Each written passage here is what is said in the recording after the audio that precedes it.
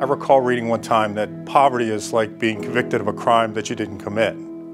And that really struck me because I think it's all around us, and through no fault of their own, there's quite a few people that suffer as a result. What your goals for the simulation are is to keep your home secure, feed your family on a regular basis, keep your utilities on, make your loan payments, pay for any miscellaneous expenses that you have, and then meet those unexpected tyranny of the moment costs that come up. As the father, I was trying to hold it all together for my family, and I felt like a failure. The worst thing that happened was our son was brought to DIFUS because he was home alone. As a 9-year-old, he was home alone. And so we had to go to DIFUS. They didn't get there on time, so I missed work, got to work late, lost my job. For the most part, it was just drudgery. It really was.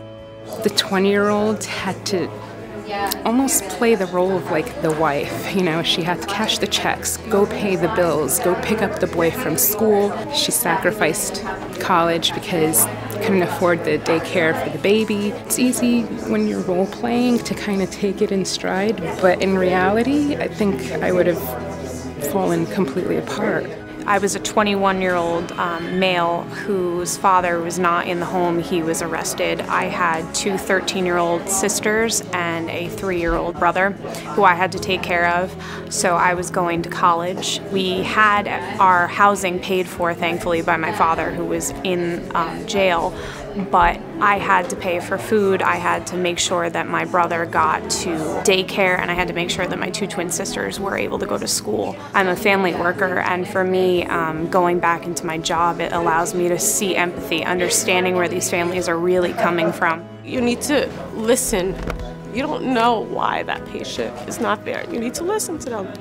You know, not everybody just chose their life, you know. My life wasn't chosen for me.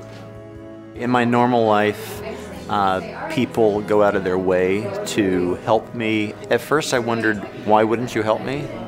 And then I just realized everybody else was doing that too. So the mentality changes very fast. Like, if I'm going to get anything done, I guess I'm going to have to do it myself. By the end of the time, I wasn't really looking too much for people to be very friendly. You're getting an understanding of really what it's all about. It's really difficult to go through the whole process and figure out what your resources are. What do I need? Where do I need to go? And who can help me with that? People didn't have money to buy food, so they had to pawn some items. But if the pawn shop wasn't open, they couldn't buy grocery at that time. When the grocery store closed and the pawn shop opened, they were able to pawn their items, but they could not then buy grocery. So it was very frustrating for them. The reason that people come into the hospital is not always for medical reasons, but a lot of times they have nowhere else to go. So they access services through the hospital, and we're not really, have not been a social service agency in the past, but I think that's going to be part of our mission going forward.